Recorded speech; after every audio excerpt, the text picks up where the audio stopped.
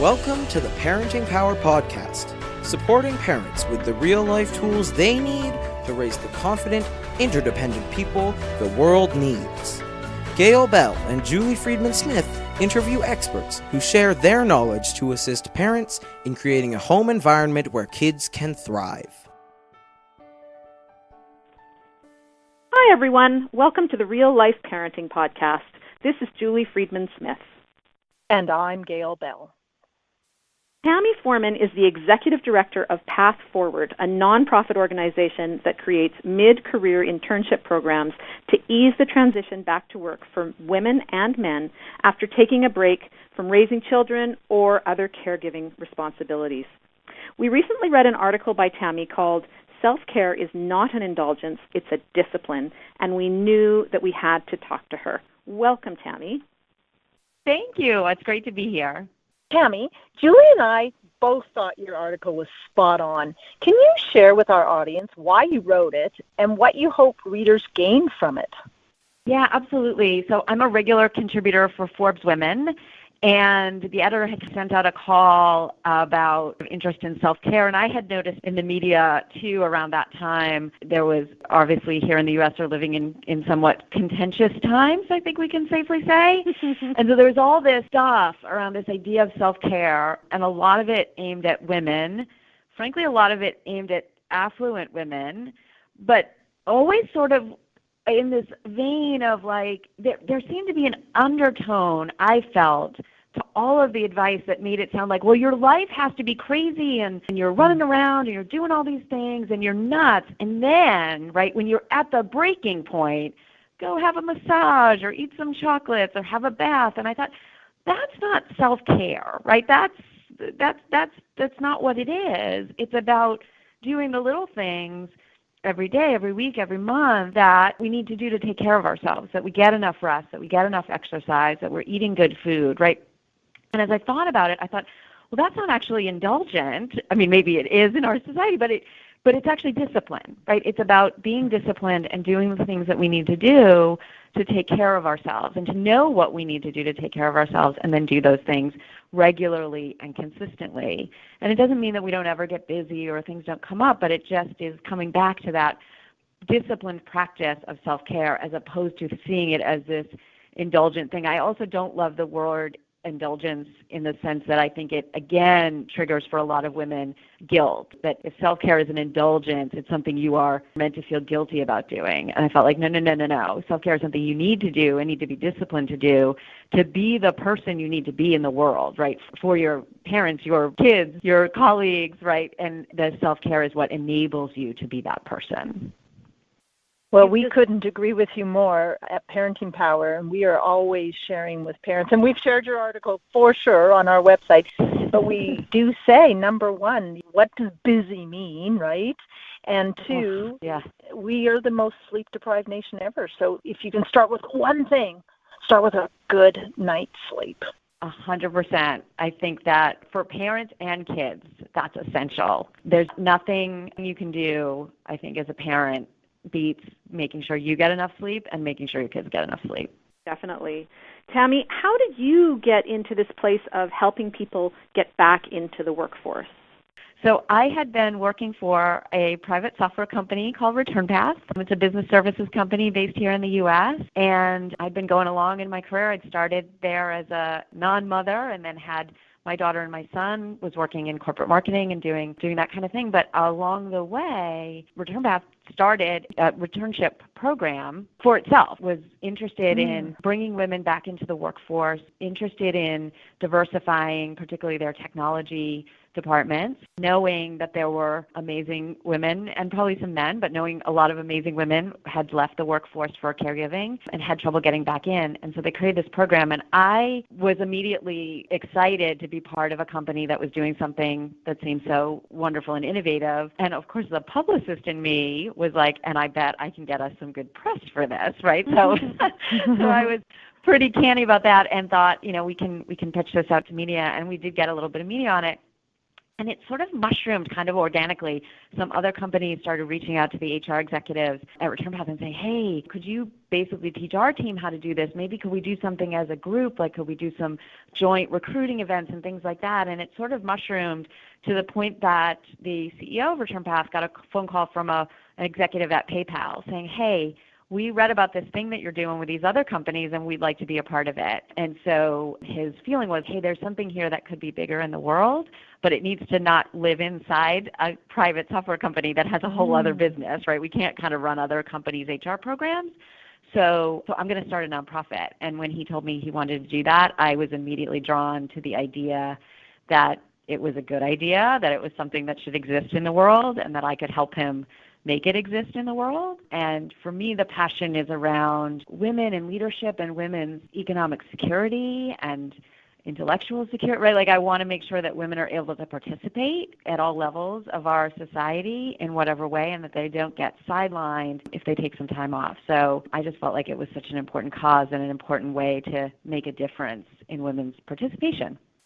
Sounds very, very meaningful, and really now you have the ability to spread that, I'm presuming, across the United States is your focus. Is that primarily where you do this, or have you gone more global than that even? We are focused on the U.S. right now. We are a U.S.-based nonprofit. We've mostly worked with companies in New York City, San Francisco and Silicon Valley, Los Angeles, and Denver. We are looking to expand into other parts of the U.S.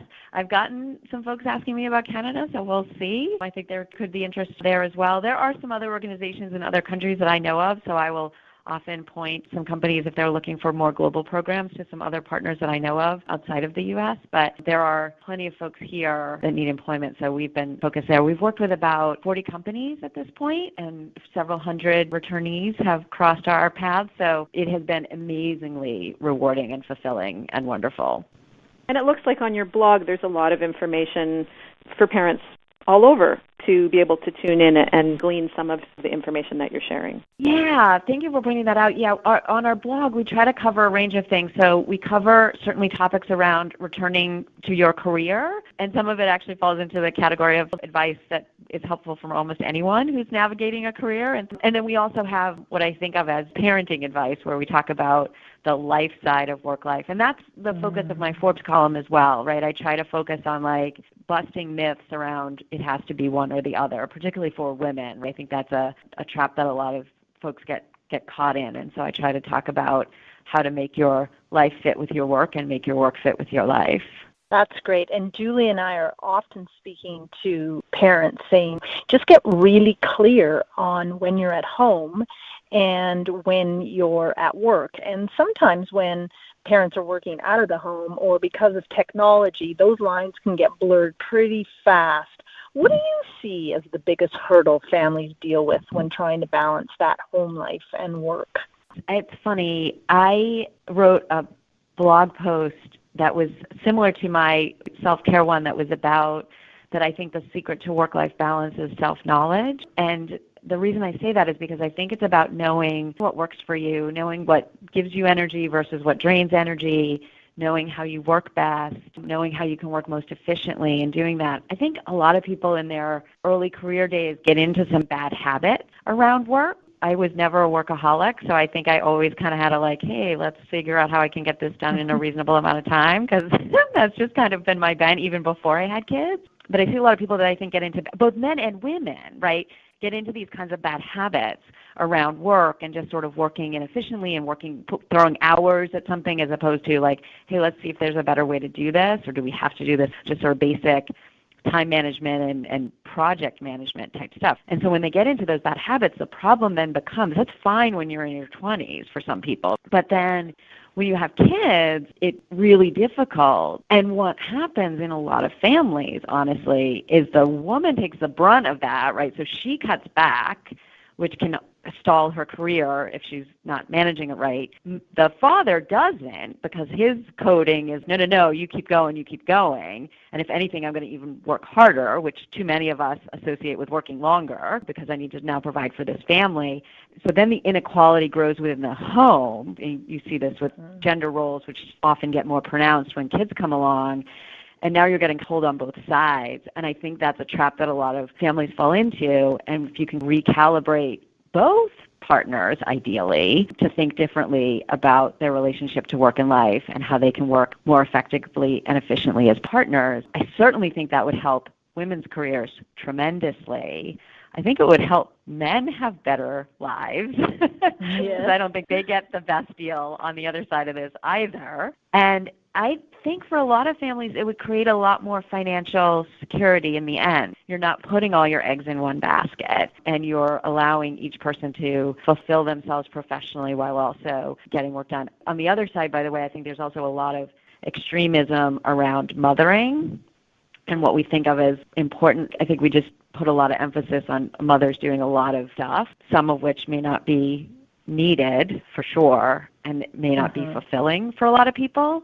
But we sort of put this pressure on ourselves that we have to do all these things because somehow they say we must. So that I think women particularly get pulled on both sides of that. Recently in the news in Calgary, there is an author, I can't remember her name, but she's been talking about the emotional workload that often females in the home take on. And, we need to open that discussion. And sometimes we just don't take time for that discussion, right? So you did mention time management. When we work with families in our coaching, we'll often say, write it down on a piece of paper for children to see how much time they have. Maybe all of us need to get back to that old paper agenda. So we see, we're more aware of how are we using our time. Well, and that's a great point. And one of my favorite authors is Laura Vanderkam. She's written 168 Hours, and her most recent book is called Off the Clock, and she's a big advocate of time tracking and wrote a New York Times op-ed piece. She called it The Busy Person's Lives, which I loved that title. I thought it was so wonderful. And she talks about time tracking. And so the other thing I would say, kind of going back to what I was just saying about the bad habits, there are also stories we tell ourselves about how we spend our time, how busy we are, what we're doing, what we need to do to be successful as workers, as mothers, as fathers, all that stuff that may not be true and that lead us to have a sense of stress and lead us to feel like, oh no, we must do whatever extreme thing to bring things back into quote-unquote balance. I think anybody who thinks, oh, I'm so overwhelmed, start writing it down and see what you're actually doing and how much of it is necessary on both sides, by the way, home front and work front. I think that's an important lesson for all of us.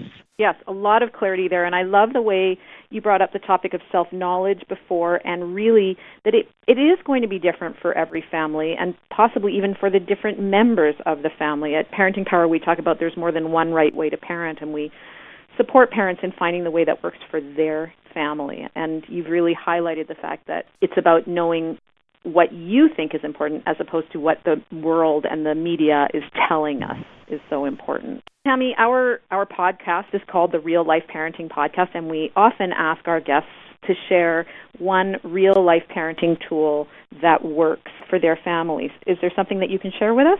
Yeah, sure. I think I said this already, but I'm going to emphasize it. I think making sure everybody gets enough sleep has been critical in our family, and good meals and regular, consistent mealtimes and bedtimes has been really important. And I think my kids very rarely get sick, and I think that's why, if I think about all the things we're doing, I think that, we do the regular medical things that one must do, but I think if I had to pinpoint it, making sure they get enough sleep and making sure they are eating reasonably good food. It's not all that, but it's reasonably wholesome food, I think makes a huge difference. I think that gives them a lot more energy, both intellectual energy for getting through their school days and physical energy, and I think it makes a big difference and certainly makes everyone a lot more pleasant. We can certainly tell when anyone's had a bad night's sleep in terms of how everybody starts behaving towards the ones they love the most. Yeah, and holidays and stuff like that, we go a little off kilter, and that's fun, but we kind of get right back into it and get back into our routines. Routines are important to us, so we found that to be super helpful. Oh, Tami, speaking with you today has been just awesome, and we really appreciate you sharing all you have, and we encourage you to keep writing those awesome articles that we can share with our membership and audience. So thank you again. If listeners want to find out more information about you, where's the best place for them to follow you? Pathforward.org is our website, and if people are interested, they can sign up for our email newsletter. We have a blog that we update somewhat regularly. Probably the other best place would be on Twitter. We're at Path Forward. It's Path FWD, and tweet stuff pretty regularly. So those would be the places I would direct people to check us out, learn more about what we do, and follow our content. Thank you so much, Tami. Lots of great meaty information in here, and we look forward to seeing what you share in the future and learning from you some more. Great. Thank you so much for having me. I really enjoyed the conversation. To learn more about Parenting Power, check out our website, parentingpower.ca, visit our Facebook page, or follow us on Instagram and Twitter at Parenting Power.